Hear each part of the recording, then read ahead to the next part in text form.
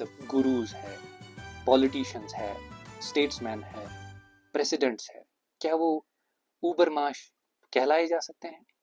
ہم فرض کریں گے نریندر مودی جی کا، کہتے ہیں کہ اوبر معاش جو ہے ٹریڈیشنل ویلیوز کے اگینسٹ ہوتا ہے، وہ نیشنلزم یا ایسی انٹیٹیز کے خلاف ہوتا ہے، کیونکہ اوبر معاش ایک یونیورسل کنسپٹ ہے، نئی ویلیو کریشن کی ترجیح ہے۔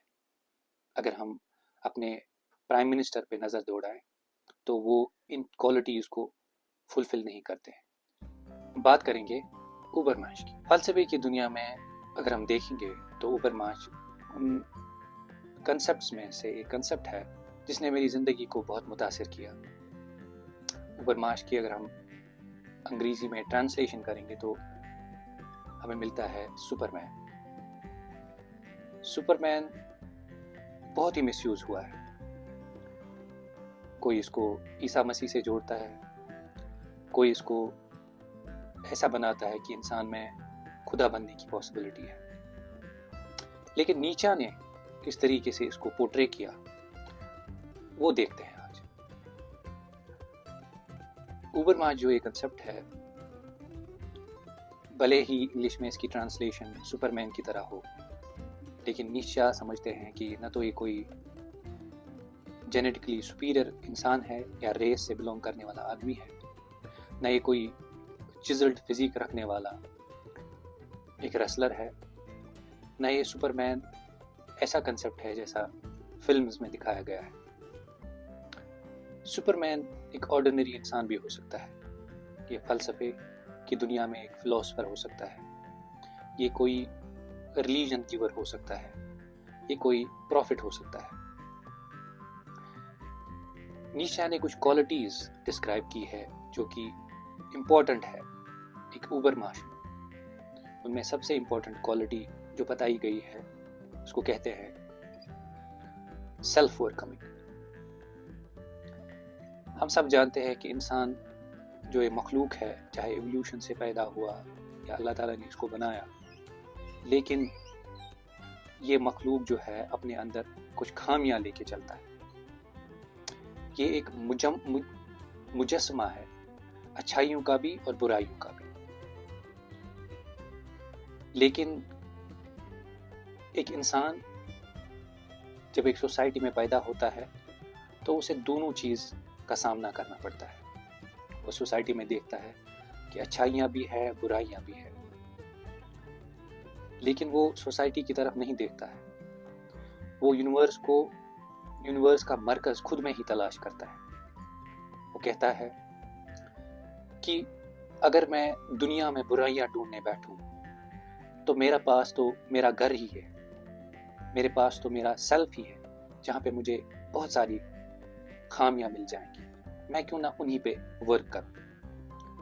تو اس اوبر معاش کا جو ایٹیٹیوڈ ہوتا ہے وہ سوسائٹی اورینٹڈ نہیں ہوتا ہے، وہ دوسرے لوگوں کی طرف توجہ نہیں ہوتا ہے، وہ متوجہ ہوتا ہے تو اپنی طرف، وہ اپنی ان لمیٹیشنز کو اوور کم کرنے کی کوشش کرتا ہے، وہ اپنے آپ کو ایک اچھا انسان، سب سے اچھا انسان بنانے کی کوشش میں لگا رہتا ہے، انسٹیڈ کہ لوگ اسے اپروو کریں، انسٹیڈ کہ وہ لوگوں کا اٹینشن جیتے، انسٹیڈ کہ وہ لوگوں کی سمپیتھی گین کرے۔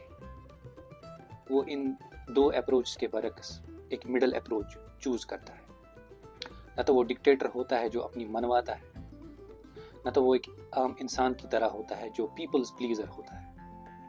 وہ چاہتا ہے کہ میں ان دو پولز کے بیچ میں ایک نیا راستہ نکالوں، میں سیلف پرفیکشن پہ کام کروں، میں اپنے سیلف کو اچھا بناؤں جو میرے متوازن ہو اور سوسائٹی کے بھی متوازن ہو، جس سے میں سوسائٹی میں کوئی ریسورسفلنس کا ایک مرکز بنوں۔ پھر اگر مجھے لوگ اپریشیٹ کرتے ہیں، مجھے اس کے ساتھ کچھ نہیں ہے، مجھے بس ہے تو مجھے اپنے ساتھ ہے۔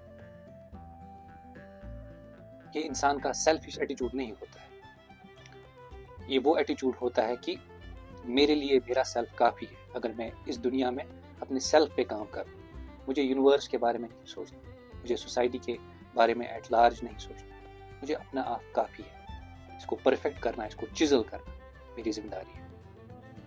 जो दूसरी बड़ी क्वालिटी उबरमाश के लिए तय की गई है वो है कि वो अपना वैल्यू सिस्टम खुद बनाता है। हम जब सोसाइटी में पैदा होते हैं तो हमारे इर्द गिर्द हमें जो वैल्यूज़ है वो हमारे अंदर डाले जाते हैं, वो हमें सिखाए जाते हैं। उन वैल्यूज़ का वैल्यू हमें नहीं पता होता है, लेकिन सोसाइटी हमें दर्शाती है। कभी कभी एक इंडिविजुअल सोसाइटी के उन वैल्यूज़ से कंट्राडिक्ट करता है। कभी सोसाइटी में ऐसे वैल्यूज़ होते हैं जो एक इंसान को वीक बना सकते हैं। जैसा कि आप आजकल देखते हो कि कितनी ज़्यादा कंसेशंस दी जाती है एक बच्चे को। उसको कहा जाता है बैग मत कैरी करो, उसको कहा जाता है आज बहुत ज़्यादा गर्मी है, ये कहाँ पड़ेगा। ऑल्दो एक साइड से ये अच्छी बात है, लेकिन हम शायद अपने बच्चों को उस हार्डशिप के लिए तैयार नहीं कर रहे जिसका सामना हमें किसी भी टाइम करना पड़ सके। हम देख सकते हैं कि मतलब कोई भी ऐसा टाइम नहीं है जब जंग के बादल हम पे मंडरा ना रहे, तो एक इंसान हमेशा तैयार रहना चाहिए। तो वो ये जो उबरमाश होता है ये अपना वैल्यू सिस्टम खुद डिवाइस करता है, ये हार्डशिप्स फेस करता है ज़िंदगी में। इसका जो एटीट्यूड है वो समझता है कि ज़िंदगी एक मखसूस चीज़ नहीं है, इसमें गम भी है, इसमें राहत भी है। जब इंसान को राहत है तो उसको गम के लिए तैयार रहना चाहिए। तो वो अपने वैल्यूज़ जो है खुद मुरतब करता है, वो अपने आप को स्ट्रॉन्ग बनाता है, किसी भी सिचुएशन के लिए तैयार रहता है। तो ये उसका वैल्यू सिस्टम वो खुद डिवाइस करता है। जैसे कि ट्रेडिशनली हमें समझाया जाता है, मतलब नीशा हमें समझाते हैं कि ट्रेडिशनली 2 मॉरल सिस्टम्स थे। एक वो जो एरिस्टोक्रेटिक मॉरल सिस्टम है जो ग्रीक्स ने डिवाइस किया था, जिसमें एक्सीलेंस, अचीवमेंट, सक्सेस ऐसे किस्म के वैल्यूज थे। वेल एज दूसरी जिसको नीचा बोलते हैं हर्ड मोरालिटी।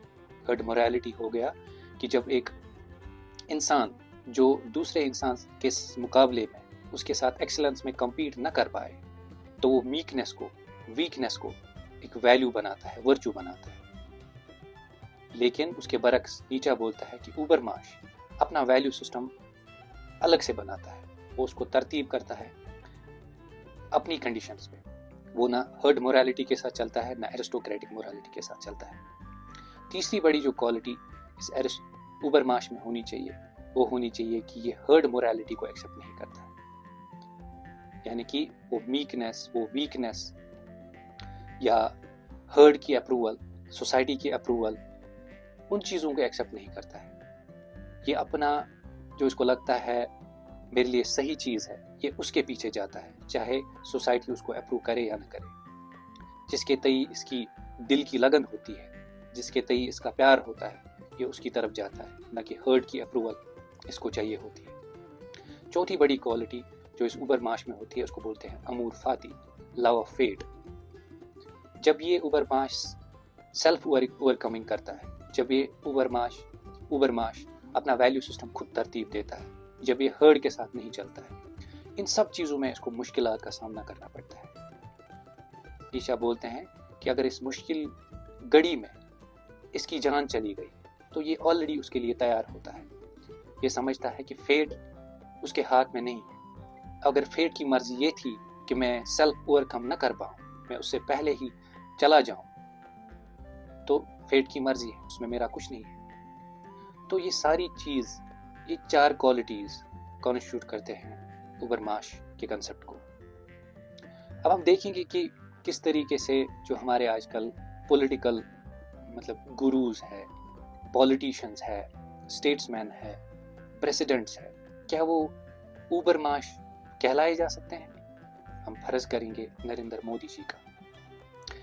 कहते हैं कि उबरमाश जो है ट्रेडिशनल वैल्यूज़ के अगेंस्ट होता है, नेशनलिज्म या ऐसी एंटिटीज़ के खिलाफ होता है, क्योंकि उबरमाश एक यूनिवर्सल कंसेप्ट है, वो एक नई वैल्यू क्रिएशन की तरजीह है। अगर हम अपने प्राइम मिनिस्टर पे नज़र दौड़ाएं तो वो इन क्वालिटीज़ को फुलफ़िल नहीं करते हैं। इसी तरह जो हमारे दूसरे लीडर्स हैं अक्रॉस ग्लोब, चाहे नेतन्याहू हो गया, चाहे ट्रंप हो गया, तो ये क्राइटेरिया वो भी फुलफिल नहीं करते हैं, वो भी उबरमाश नहीं कहलाएंगे। उबरमाश नीशा की नज़र में वो है कोई फिलोसोफर जो वैल्यूज़ के खिलाफ जाए। ट्रेडिशनली जो हमारे वैल्यूज़ होते हैं, एक नया वैल्यू सिस्टम दे, एक नई तहकीक करे। नीशा की नज़र में ऐसे चंद ही लोग हैं।